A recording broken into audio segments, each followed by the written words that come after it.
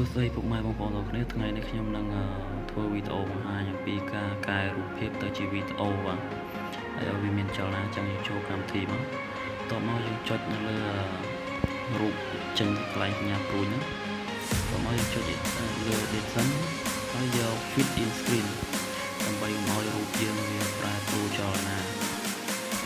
យើងចុចលើ Media ហើយចុចលើfile រូបភាពដែលយើងចង់កែប្រែមកចុចមកចុចរើសយកអស់មកក្នុងចំណុចនេះដែរខ្ញុំចង់ដាក់អក្សរនៅលើរូបភាពហ្នឹងខ្ញុំចុចចូល layer ខ្ញុំចុចលើទីផ្សេងគឺយើងសេអក្សរដែលយើងចង់សេត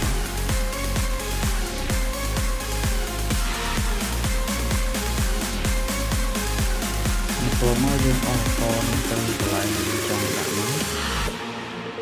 ហើយយើងចុចលើអក្សរ A ធំ A ទូចនេះដើម្បីបដូរ font អក្សរដែលយើងចង់បាន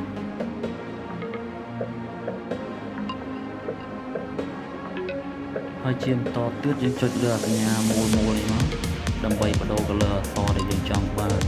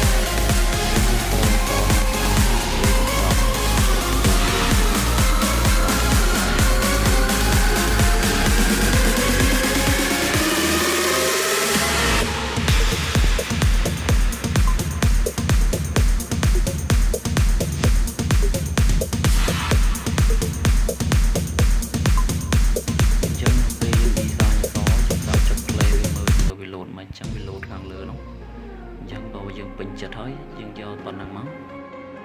បន្ទាប់មកដល់ចំណុចដែលយើងត្រូវ design នៅលើរូបភាពយើងចុចលើពាក្យ clip graphic ហ្នឹង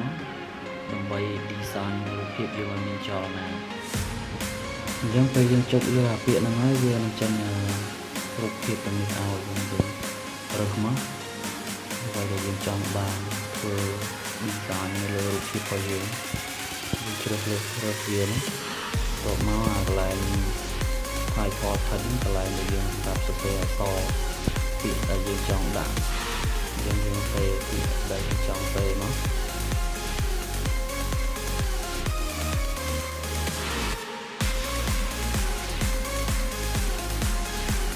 ហើយកន្លែងអក្សរ A ទូចនេះសម្រាប់យើងដូរ font អក្សរយើងចុចលើវាហើយយើងដូររក font ដែលយើងចង់បានចុច OK ហើយនៅលើអក្សរមានពាក្យ color អញ្ចឹងយើងចង់ដូរពណ៌វាចុចលើពាក្យហ្នឹងមកហើយយើងរើសពណ៌ដែលយើងចង់បានមកអញ្ចឹងពេលយើងធ្វើហើយយើងសាកចុច play មើលចាំវាលោកចឹងតែយើងឲ្យបើយើងអត់ពេញចិត្តទេយើងអាចដូរផ្សេងបានបន្ទាប់មកយើងចង់ឆ្នៃពីរូបមួយទៅរូបមួយលោតឲ្យមានចលនាអញ្ចឹងយើងចុចលើសញ្ញាជ្រុង4ហ្នឹងមកតោះមកចេញពាក្យ trend session effect ចឹងនៅលើក្នុងនោះវាមានពាក្យជាច្រើនដែលយើងចង់កែប្រែហើយបើយើងចង់បានបន្ថែមយើងចុចលើ get more ហ្នឹងមកវានឹងមានចលនាផ្សេងៗច្រើននៅកន្លែងហ្នឹងអញ្ចឹងយើងជ្រើសរើសមកយើងចង់បានមួយណាយើងរើសមួយនឹងដាក់តាមអ្វីដែលយើងចង់បាន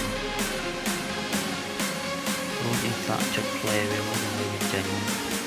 យើងឆ្នៃដល់មក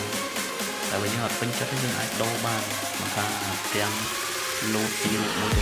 រូបមួយឬក៏លើរូបភាពដែលយើងចង់ដូរយើងអាចដូរបានតាមចិត្តរបស់យើងគាត់ចុចលើវាយើងលោតឲ្យ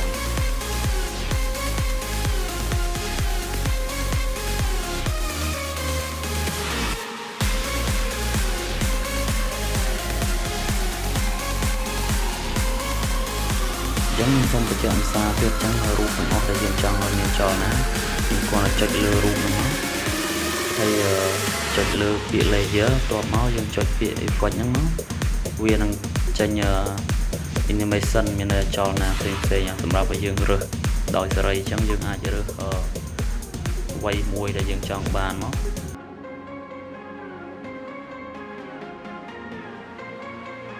អញ្ចឹងអ្នកទាំងអស់គ្នាមើលបន្តទៀតទៅហើយមើលទៅលើខ្ញុំធ្វើទៅព្រោះខ្ញុំធ្វើដដែលពីរូបដើម្បីឲ្យអ្នកទាំងអស់គ្នា view ឆាប់ចាប់បានអញ្ចឹងសូមទស្សនាជាបន្តហើយនៅចំណុចមួយទៀតខ្ញុំនឹងបង្ហាញអ្នកទាំងអស់គ្នាអំពីការប្រើប្រាស់ tool animation ផ្សេងមានន័យថា tool ដែលធ្វើឲ្យរូបភាពមានចលនានៅក្នុង layer អញ្ចឹងសូមតាមដានទាំងអស់គ្នាបាទសូមអរគុណ